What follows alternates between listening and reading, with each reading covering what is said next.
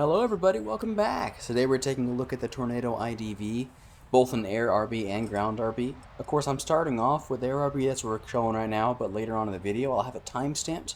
I will also be covering ground RB, so for those of you who are tankies, feel free to skip on ahead. In the meantime, of course, for those of y'all who play air RB, this thing is pretty mediocre in air. It's not really fun to play. Pretty boring, to be honest. It's literally just fly in, bomb two bases, fire your T9Ls, and die most of the time.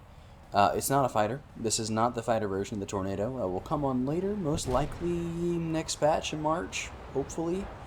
But in the meantime, of course, we've got the IDS, which is I believe it's the interdictor version. So, Britain, Germany, and Italy got it.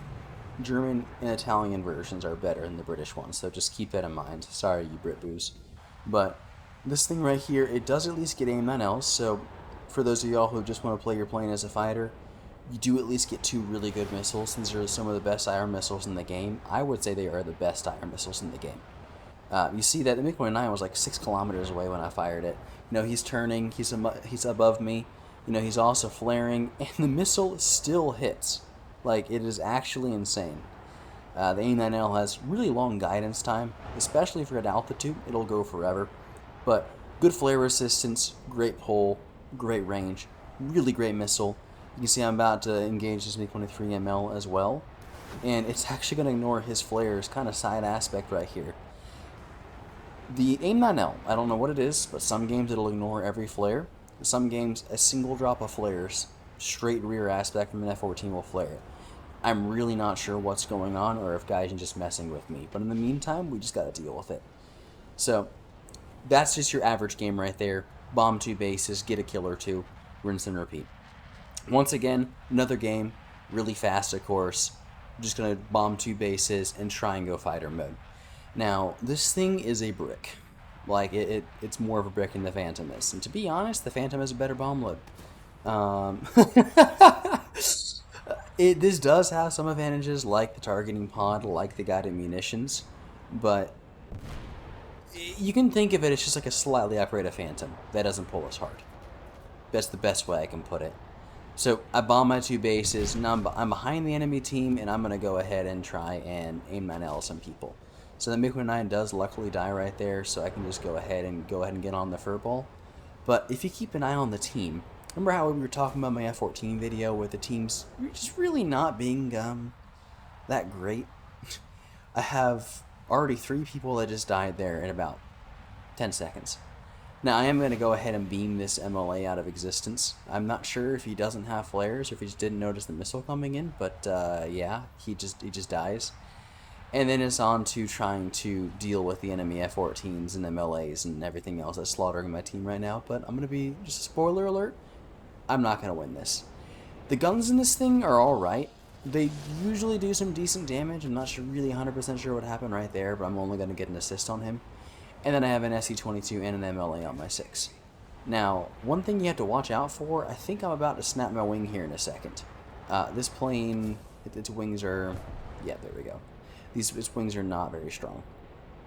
I'm not sure 100% what exactly is going on there, but especially if you go ahead and you carry ordnance, I think even the flare pods might affect it. I'm not 100% sure, but you will snap your wings, so you got to be careful with that. But now in this case, I've lost a wingtip. My entire team is dead. It's just me and my friend right here, and he just died. So I'm the only one left alive. And you're going to wind up in this situation a lot. You're going to have 3 or 4 people on you because your entire team disintegrated, and you're in a tornado. Now, that's not to say you can't kill planes. You can't go fighter mode in it. Like you can see right here, I'm about to manage to reverse this F-16. But that is purely because of his incompetence. If he had just air braked earlier, he would have been able to easily kill me. But I do get to do the funny swing wing thing and turn inside of him right there at low speed.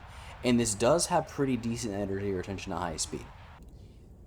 It's just it doesn't really help it. It's just so much of a bus.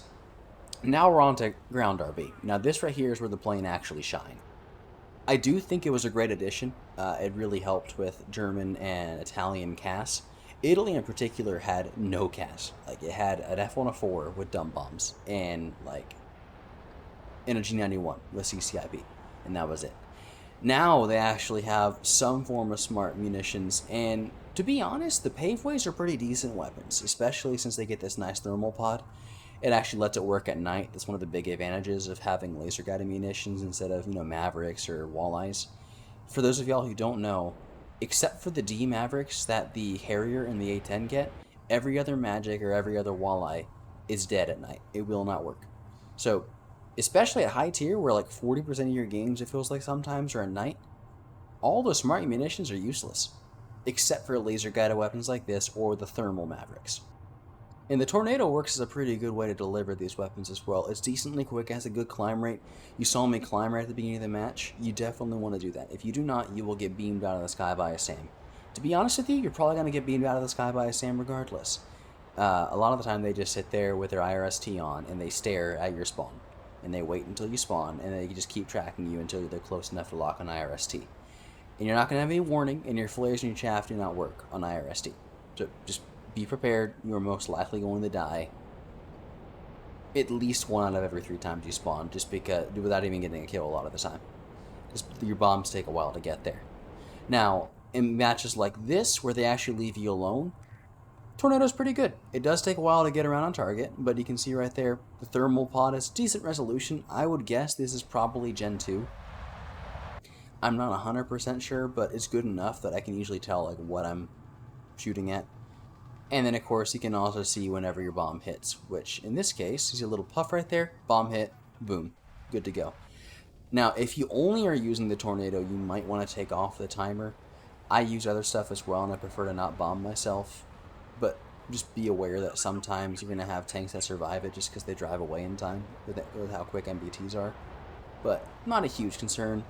And most of the time, you're going to be able to take out stuff as long as they don't know you're there. Another nice advantage of the GBU I'm about to be able to show off right here is that it's actually pretty maneuverable. Or I guess nimble would probably be the best term. But I'm trying to bomb this fella right here, but he dies. Now I see there's another person near him, so I'm actually able to go ahead and unlock it and switch targets real quick before the bomb actually gets there. And in the maybe 5 seconds that it's falling before that, it actually managed to get over at least close enough that Tunguska to kill it, which is pretty nice. But then again, right here, we're showing off the energy retention, but also it's just complete unwillingness to turn. That's really why it has good energy retention. It's just the fact that it doesn't turn. But as you can see, it's decent in ground RB. I wouldn't say it's exceptional. It's no MiG-27K, but it's definitely a welcome addition for Italy and Germany. And Britain to an extent. Britain didn't really need it.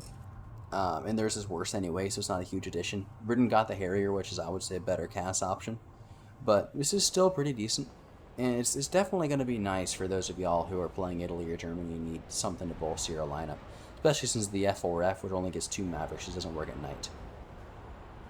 Just to wrap it up nice and short and sweet, if you play air, not really worth grinding.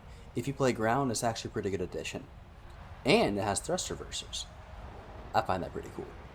But air RB, especially if you're a fighter main, like myself, it just bombs really. Nothing that spectacular. It's good cast and it was a good addition, but I'm just going to wait for the fighter version.